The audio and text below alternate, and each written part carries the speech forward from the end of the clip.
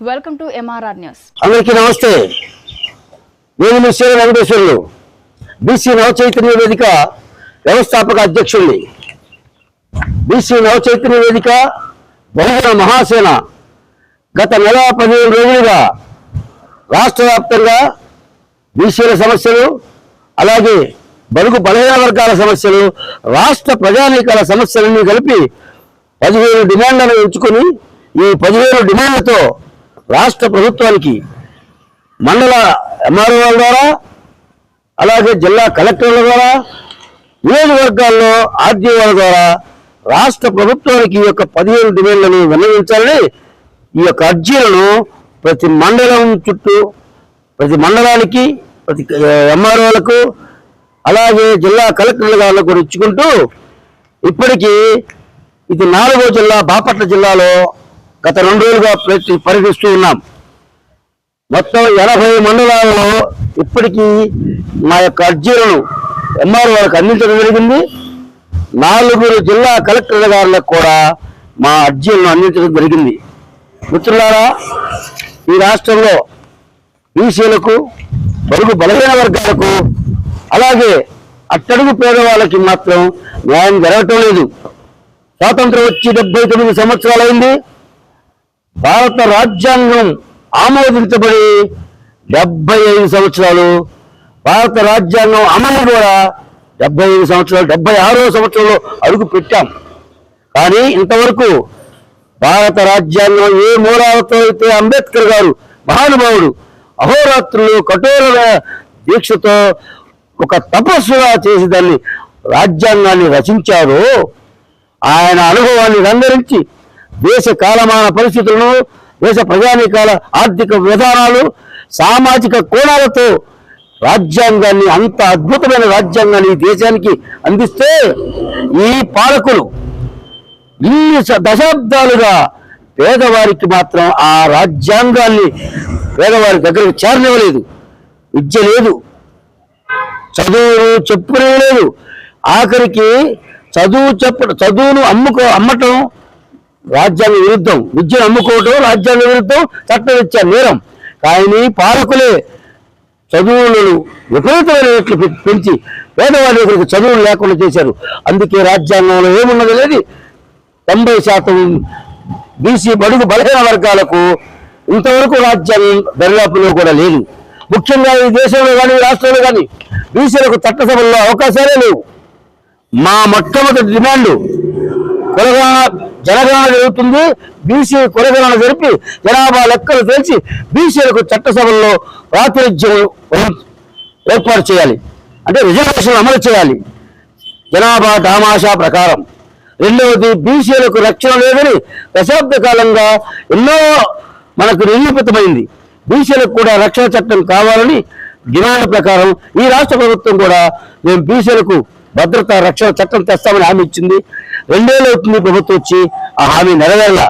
అది 2వ డిమాండ్గా. అలాగే ఈ దేశంలో కానీ ఈ రాష్ట్రంలో కానీ ఇంతవరకు కూడా ప్రజాస్వామ్యబద్ధంగా ఎన్నికైన ప్రభుత్వాలు పేదలకు మాత్రం న్యాయం చేయలేకపోతున్నాయి.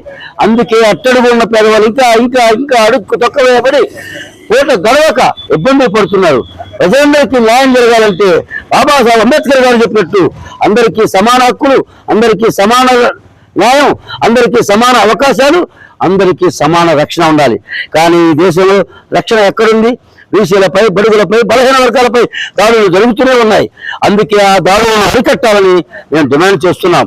అలాగే ఉద్యోగాలు లేక చదువుకున్న విద్యార్థులు కూడా ఉద్యోగాలు లేక రోడ్ల మీద తిరుగుతున్నారు. వేలాది మంది, లక్షలాది మంది, ఇప్పటికే ఒక అంచనా ప్రకారం 50 లక్షల మంది విద్యార్థులు రోడ్ల మీద ఉన్నారు. ఈ ప్రభుత్వం, కూటమి ప్రభుత్వం, నారా లోకేష్ గారు, పవన్ కళ్యాణ్ గారు, చంద్రబాబు నాయుడు గారు అనేక హామీలతో పాటు విద్యార్థులకు, చదువుకున్న యువతకు 20 లక్షల ఉద్యోగాలు ఇస్తామన్నారు. ఇంతవరకు అది నెరవేరాల. ఇంకా చదువుకున్న విద్యార్థులకు ఉద్యోగం వచ్చేంత వరకు నిరుద్యోగ భృతి కూడా ఇస్తా ఉన్నారు. అది నెరవేరాల. ఇప్పటికే ఈ రాష్ట్రంలో విద్యార్థులు ఉద్యోగాలు లేక చెడు అలవాట్లకు కూడా బానిసలు అవ్వాల్సి వస్తుంది. ఎందుకంటే ఇంట్లో జరుగుబాటు లేక ఏం చేయాలో తోచక అనేక బలహీనతలలోని విద్యార్థుల జీవితాలు నాశనం అయిపోతున్నాయి. అందుకే ఈ రాష్ట్ర ప్రభుత్వాన్ని మేము డిమాండ్ చేస్తున్నాం. మీరిచ్చే 20 లక్షల ఉద్యోగాలు తప్పకుండా ఇవ్వాల్సిందే.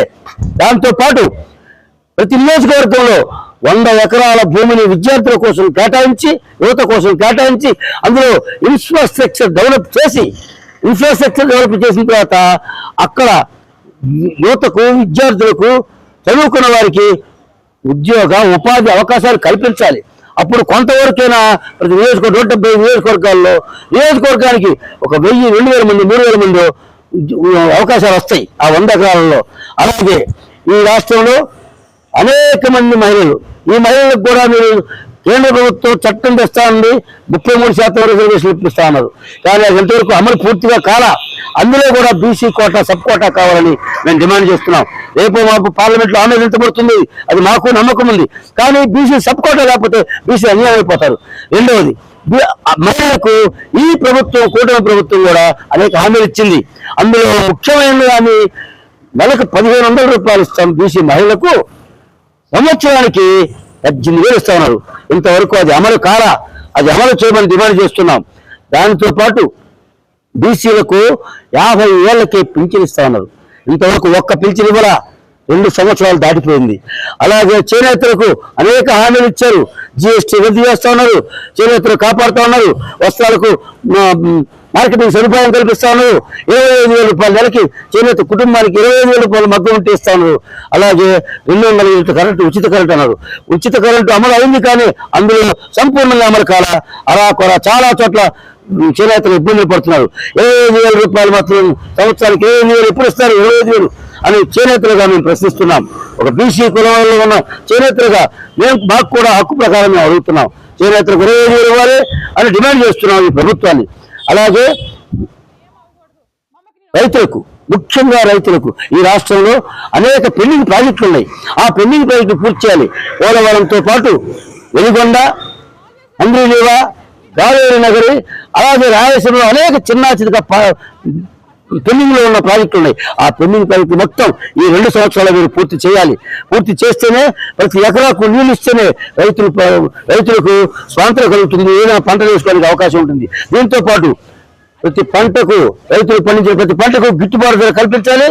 రైతులకు విత్తనాలు సబ్సిడీతో ఇవ్వాలి. ఎరువులు, పురుగు మందులు కూడా సబ్సిడీతో సమయానుకూలంగా వాళ్ళకి అవసరమైన సమయంలోనే మాత్రం ఇవ్వాలి. మీరు సమయం అయిపోతే విచ్చి కూడా ఉపయోగం ఉండదు. కాబట్టి ఆరుగాలం పండించే రైతు ఆ గిట్టుబాటు ధర లేక చాలా ఇబ్బందులు అప్పులు పాలవుతున్నారు. అందుకే రైతులను కాపాడేందుకే ఈ డిమాండ్లు పెట్టాం. అలాగే ఉద్యోగస్తులు, ఈ రాష్ట్రంలో అనేక ప్రభుత్వ ఉద్యోగస్తులు కానీ అనేక మంది చాలా ఇబ్బందులు పడుతున్నారు. వారికి సరైనటువంటి నిరుద్యోగ వృత్తితో పాటు పన్నెండు పిఆర్సీ అమలు చేయమంటున్నారు, సిపిఎస్ రద్దు చేసి ఓపీఎస్ అమలు చేయమంటున్నారు. అనేక డిమాండ్లు వాళ్ళే ఉన్నాయి. ఇంతవరకు 30% వారికి కూడా కల్పించాల్సిన అవసరం ఉంది. ఈ రాష్ట్రంలో ఈ ఉద్యోగస్తుల మీద దాడులు జరుగుతున్నాయి, ఉద్యోగస్తులని బెదిరింపులు, అదేవిధంగా వాళ్ళ మీద ఒత్తిళ్లు పెరుగుతున్నాయి. ఆ ఒత్తిళ్లను కూడా తగ్గించి వాళ్ళు ప్రశాంతంగా పనిచేసుకునేలా చూడాలి. అలాగే విద్యార్థులకు ఈ రాష్ట్రంలో యువతకు మాత్రం తప్పకుండా మీరు 20 లక్షల ఉద్యోగాలు ఇచ్చి తీరాల్సిందే అని మేము డిమాండ్ చేస్తూ, ఈ రాష్ట్రంలో ఉన్న ప్రతి ప్రజలు కూడా ప్రశాంతమైన వాతావరణం, వాళ్ళ భయభ్రాంతులకు గురి కాకుండా వాళ్ళు ప్రశాంతంగా జీవించేలాగా ప్రభుత్వాలు కాపాడాలి.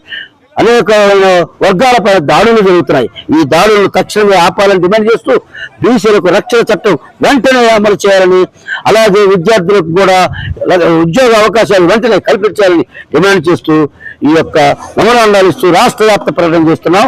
175 నియోజకవర్గాలు తిరుగుతాం, 650 మండలాలు ఖచ్చితంగా తిరుగుతాం, 28 జిల్లాలు తిరుగుతాం. రాష్ట్ర ప్రభుత్వానికి లాస్ట్గా ఆఖరిగా ముఖ్యమంత్రి గారికి, గవర్నర్ గారికి కూడా మా యొక్క మెమోరాండాలను అందిస్తూ రాష్ట్ర ప్రభుత్వాన్ని మాత్రం మేము డిమాండ్ చేసేది ఒకటే, రాబోయే ఈ సంవత్సర కాలంలోనే ఈ 15 డిమాండ్లను అమలు చేయాలి, ఈ 15 డిమాండ్లను నెరవేర్చాలి. లేదంటే మాత్రం ప్రభుత్వాలు చాలా ఇబ్బందులు పడతాయి. లేదంటే మీ రాష్ట్ర ప్రభుత్వాన్ని ఈ ప్రజలు సహించరు. మీరు వచ్చే 29 నాటికి ఈ హామీలు అమలు చేసి ప్రజల ఎన్నికలకు వెళ్ళాలి. అప్పుడే మీకు మళ్ళీ అవకాశం ఇస్తారు. ఈ యొక్క విషయాలన్నీ ప్రభుత్వానికి తెలియజేస్తూ ఈ చెరుకుపల్లి మండలం, చెరుకుపల్లి ఎంఆర్ఓ ఆఫీస్ దగ్గర ఇప్పుడే వచ్చి మేము ఈ యొక్క ప్రెస్ మీట్ ఏర్పాటు చేశాం. ఈరోజు కర్లపాలెం, అలాగే చెరుకుపల్లి, పిట్టవారిపాలెం, అలాగే నగరి, అలాగే నిజాంపట్నం, ఈ 5 మండలాలు తిరుగుతూ ఇప్పుడు చెరుకుపల్లి రావడం జరిగింది. ఈ యొక్క అవకాశం ఇచ్చి చెరుకుపల్లిలో ఉన్న ఈ చుట్టుపక్కల ఉన్న గ్రామ ప్రజలకు కానీ అలాగే మీడియా మిత్రులకు కూడా నా యొక్క ధన్యవాదాలు తెలియజేసుకుంటూ సెలవు తీసుకుంటున్నాను. జోహార్ బిఆర్ అంబేద్కర్, జోహార్ మహాత్మా జ్యోతిరావు పూలే. Thank you.